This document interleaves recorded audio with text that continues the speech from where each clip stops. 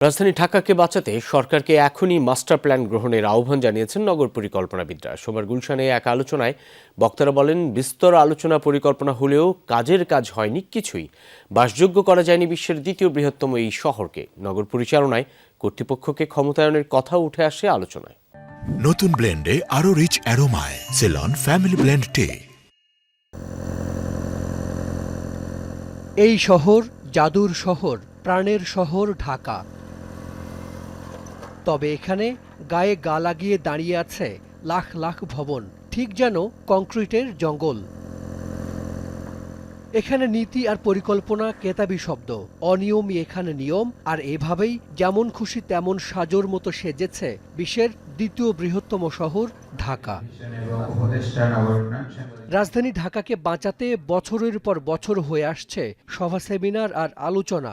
সোমবার গুলশানের একটি হোটেলে আয়োজিত তেমনই এক আলোচনায় আগের মতোই উঠে আসে নানা সংকটের কথা। নগর বিশেষজ্ঞদের পাশাপাশি ছিলেন কয়েকজন রাজনীতিবিদও। বাংলাদেশটাকে যেটা বললাম 17 বছরে আমরা অনেক কিছু হারিয়েছি। এটাকে রিবিল্ড করতে হলে 1-2 বছরে কোনো কিছুই সম্ভব না, এবং সেটার জন্য একটা স্ট্রং গভর্নমেন্ট দরকার।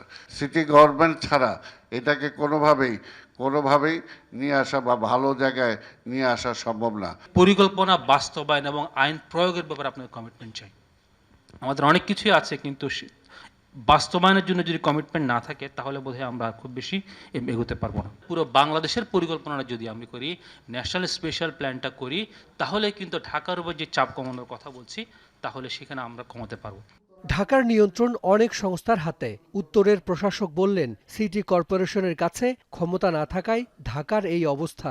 রাস্তায় লাইট নষ্ট হলে লাইট লাগানো ছাড়া এবং বাসা থেকে ময়লাগুলো নিয়ে এসটিএসে ফালানো ছাড়া আমাদের আর কোনো আসলে সিরিয়াস কোনো ধরনের রেসপন্সিবিলিটি এবং ক্ষমতা দেওয়া হয় নাই। তাহলে আমাদেরকে হাত পা বেঁধে তো আমাদেরকে শহর পরিচালনা করতে দিলে আমরা শহর পরিচালনা করতে পারবো না।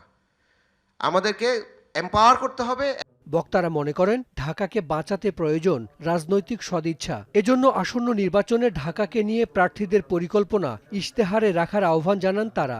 আমরা শুধু আক্ষেপ করে যাচ্ছি, কিন্তু আমরা কোনো পদক্ষেপ নেই না। হাসান মিসবাহ, যমুনা নিউজ, ঢাকা। আজকে সভাপতি